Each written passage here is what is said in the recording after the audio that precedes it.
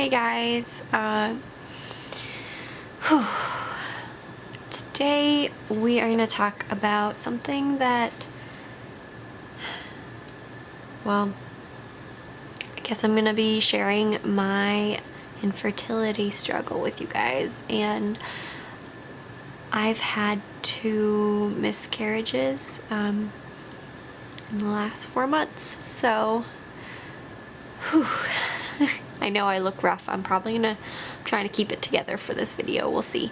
I'm not wearing any makeup. I don't feel good. I will talk about that in a little bit, but I just feel awful. It's been a really hard last couple weeks, so I'll get into all that, but I kind of want to start from the very, very, very beginning, tell you guys my story, and then work up to today. So to begin with, my infertility struggle has started. Actually, I have a son. I do have a son. He's 1.5 years old. It took my husband and I 2 years to conceive him, and I didn't know why. You know, everybody around me, my sister-in-laws, my sister, everybody was getting pregnant, you know. Took them a month, maybe 2 months, and we were trying. I had long cycles. My cycles were 50, 60 days sometimes, and so if we missed our chance, you know, it would be another 2 months until we even got a chance to try again. So I finally called my doctor up and I did a bunch of tests, and that's when I found out that I have PCOS. My type of PCOS is I have insulin resistance, my testosterone is too high, there's a bunch of other things. You can definitely research PCOS and find out all the information. I encourage you to, because it's really interesting, and you know, it's crazy how many people have PCOS. And I had never really heard of it, or just didn't do my own research, and so I didn't know everything that went into PCOS, but my doctor put me on metformin, and after 4 months of being on that, I got pregnant, and my numbers were great. Everything was easy peasy. I didn't have the easiest pregnancy. I was sick a lot, and I did have my son Jacob on February 25th, 2017. I think I've put off putting this video out because, sorry, I know I have a son and I am blessed. There are so many people that don't have any children. Sorry. Whew. They don't have any children, and they have been trying for years upon years, and my heart goes out. It does. But I also feel that it doesn't matter if you have 1, 2, or 3 kids. Pregnancy loss is a pregnancy loss, you know. It's a child, you know. I've been scared to post a video thinking that people who don't have any kids that have infertility struggles or losses are going to say cruel things to me, and I've endured a lot lately, and I was afraid of having to take on those mean comments, but I'm posting anyway. You know, I might get those comments, but I just had to get this out there. So let's fast forward. When my son turned 1, my husband and I decided that we wanted to try for baby number 2, and it took me about a year after having him to even get a period back. So we were expecting, you know, it took a long time to get pregnant with him, that it would take a long time again to get pregnant, and lo and behold, my first period, I got pregnant. For me, having a healthy pregnancy without any risks or, you know, anything, any scares. My second pregnancy, I assumed that would be it. I was pregnant. I'd have a baby in 9 months. So I was due, oh, I hate even saying that, but I was due with my second December. It is September right now, so that's the thing. I think about it all the time, that I would have 3 months to go right now. I'd be almost there, but it didn't happen that way. So what happened with that pregnancy was I went in, I found out I was pregnant. I announced it really cutely to my husband.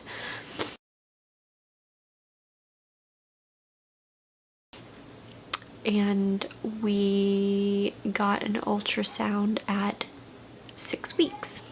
My old OBGYN from my son's birth left practice, so I saw somebody different, and she was cruel.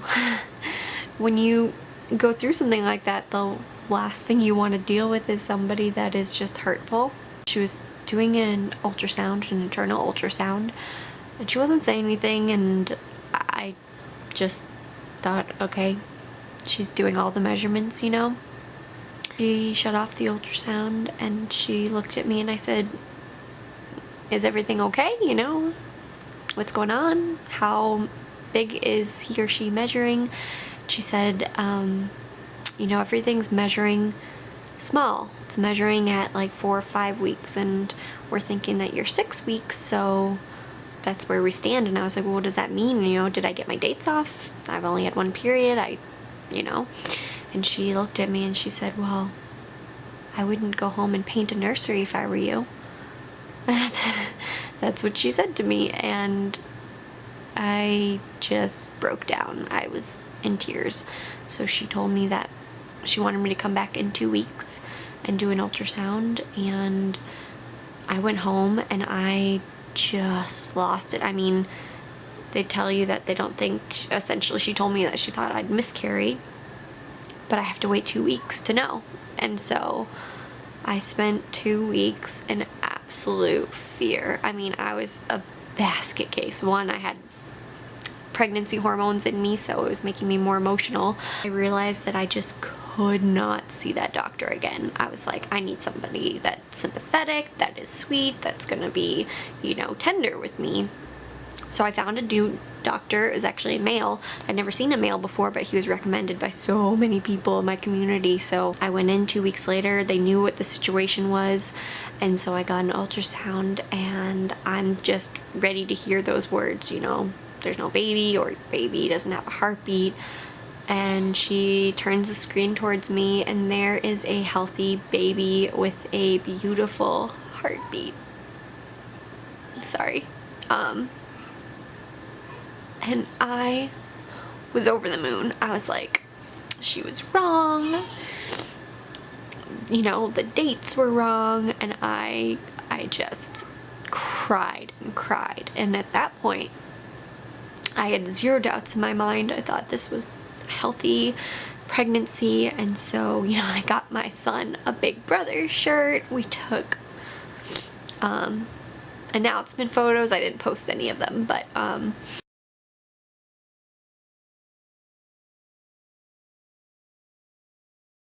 you know, I just, this is it. I went in 2 weeks later for a follow-up ultrasound, and that was the first time that my husband actually was able to come with me. The other 2 times, it was my mother-in-law, and so he was excited to see the heartbeat, and that was the ultrasound that we found out that our baby didn't make it. There was no longer a heartbeat, and I had a miscarriage. And then 2 days later I had a D&C, which it's a surgery, and essentially they take out everything, the baby and everything, because my body wasn't doing it on its own. So that happened. That was in May. Sorry guys, told myself I wasn't gonna get all upset in this video, but whoops. So fast forward to July. We waited some time to try again, and it took a while to get a period, and we decided it was the right time. It had been, about 2 months, and so once again I got pregnant right away. And this time I was even more certain that things were gonna be great because I just had to endure that. So of course this pregnancy was gonna work out. I had my one struggle, and now I was gonna have a beautiful pregnancy. And unfortunately, from day one, this has been an absolute emotional nightmare of a pregnancy. I thought that time was terrible. This time is way worse. I'm still going through it, actually. So I got a positive pregnancy test, and my husband and I just cried and cried. We were so happy. And I went in to get my blood work done, and I got a call the same day, and my doctor told me that my progesterone was only at a 3 and my HCG was only at a 20, so I would most likely miscarry this one, and to come back in 2 days just to get tested again. But not to really invest too much in that this was a good pregnancy, because it just didn't seem so. And that hit me hard. I thought I just couldn't imagine 2 losses in a row, But my doctor called me after I got my blood work done 2 days later and was shocked because my HCG went up to like 200.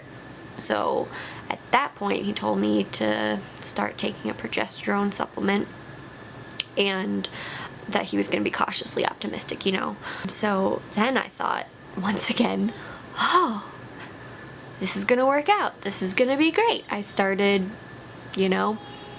pinning things on Pinterest, and we told our immediate family only, just because they had been through everything with us, with the loss, and so I wanted them to know what was going on. But then I started bleeding.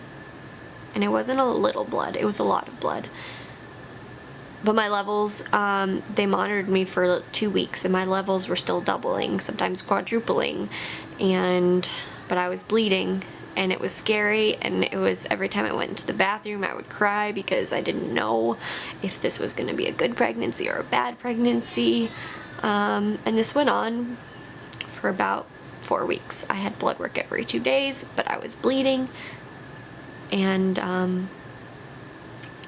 it was an emotional roller coaster, to say the least. So I got a call.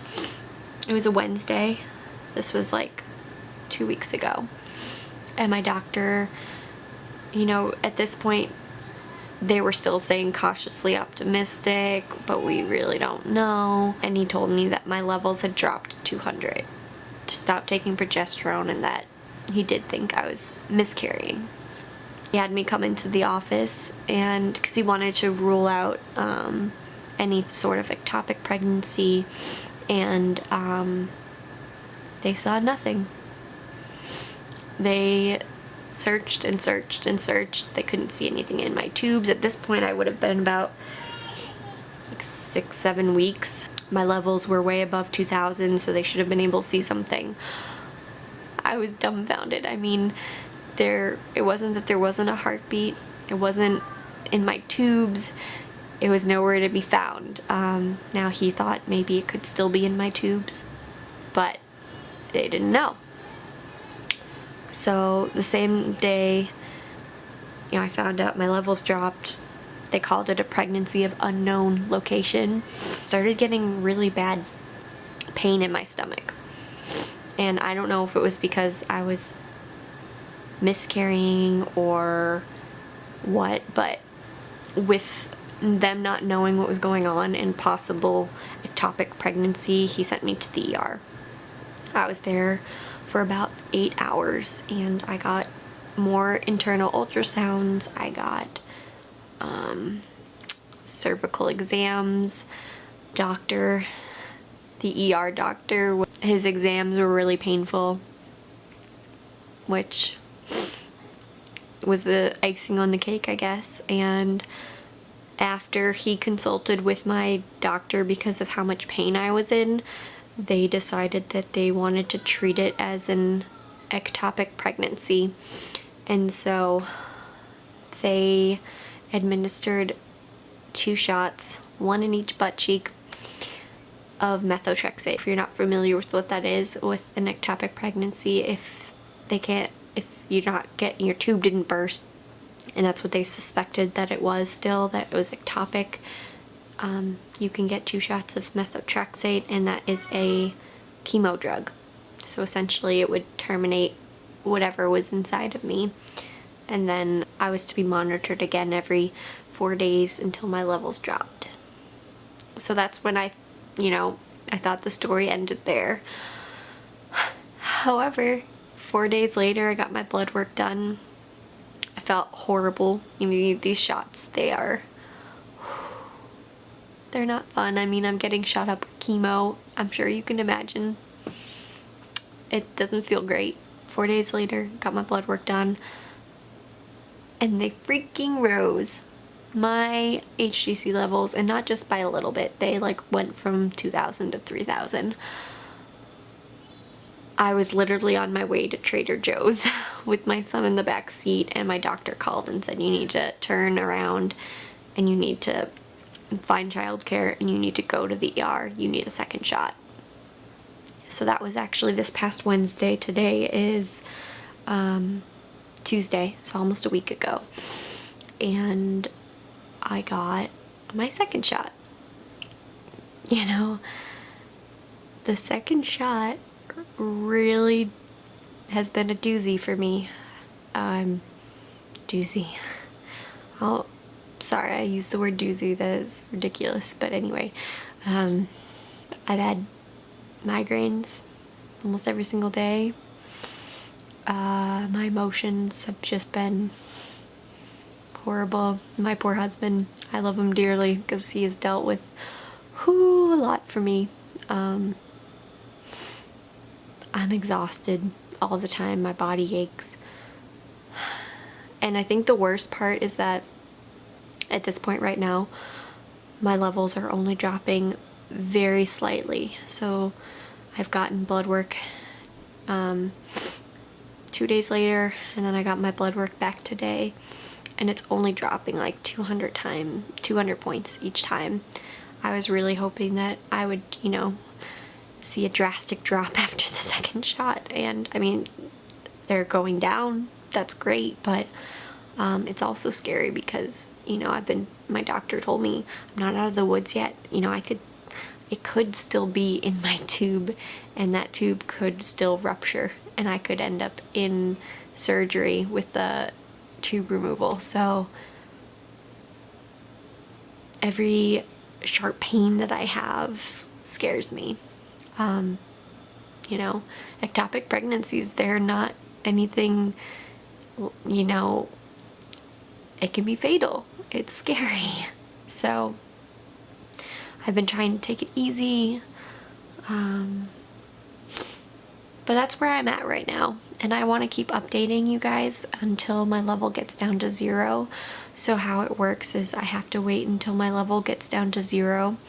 Methotrexate drains your body of all folic acid. So I'm not supposed to be, taking any prenatals right now, eating any leafy greens that are high in folic, especially with how slow moving my levels are. If they were dropping fast, I think I would still be okay to eat foods, that have it in it, but I'm just trying to do everything I can to help these levels get down. So it could take some time until my levels get down to 0, and then once they get down to 0, I have to wait 12 weeks. I can start taking folic acid until we can try again. So I think the other hard part is that, we thought with both of these pregnancies, this one I would have been due first week in April, and the last one in December, and now it's like I'm not even going to be able to try again until most likely December, And And I guess that's just the way it's gonna be, you know? But I'm sad, you know? I've been really excited twice, and now I think about this third pregnancy whenever it happens, and how I'm gonna be so jaded. And I hate saying that, I mean, but not jaded, but I'm gonna be scared, and there's gonna be so much anxiety, and I'm gonna be afraid to be excited. And I don't know if any of you guys, I'm sure you guys do, they've got a big following, but I've been watching Ellie and Jared on YouTube for years and years and years. I actually started watching them before I was even pregnant or trying to be pregnant with my son, and she just had her third after 2 losses. And it's funny because I don't know anybody in my life that has gone through what I have gone through. So that's why I love YouTube, because you can connect with other people that are going through similar things. And I just watch, you know, her video announcing her pregnancy after 2 losses, and it's like, I had a D&C and I went through, you know, a similar story, and she has a happy ending, you know, in her arms right now. And that's helped me a lot, actually. I just keep holding on hope that we're gonna get a happy ending, and that it'll happen for us. I mean, it's gotta, right? That's what I keep saying, is I don't know when it will happen or how it's gonna happen, but I know that my family is not complete yet. And yeah, so I'm sorry if I got all emotional in this video, and I just felt like I needed to tell my story and tell it while it's fresh. I will be updating you guys throughout this whole process, let you know when my levels are going down, especially when my levels get down to 0. I'm excited to start really trying to get my body in shape for a pregnancy. And I've got a lot of research that I've been doing. I don't know if that's healthy, that I've been obsessing over how to make a pregnancy stick this next time, but I've been keeping a journal, and there's supplements that I've been hearing about, and exercise, and all that. So, and I do have another channel. I do a food channel. It's called Kim Eats. So I'll be uploading on that too. So yeah, thank you guys for listening, if you guys stayed this whole time for this story, and if you're here because you're going through something similar, oh, my heart hurts for you, because us women, man, we are strong, and we go through so much, and just know that you're not alone. And yeah, thank you guys for watching. If you want to follow along on this journey, click the subscribe button, and I hope you guys have a good day. Leave a comment if there are any other type of videos that you guys want to see. Have a good day, guys. Thanks.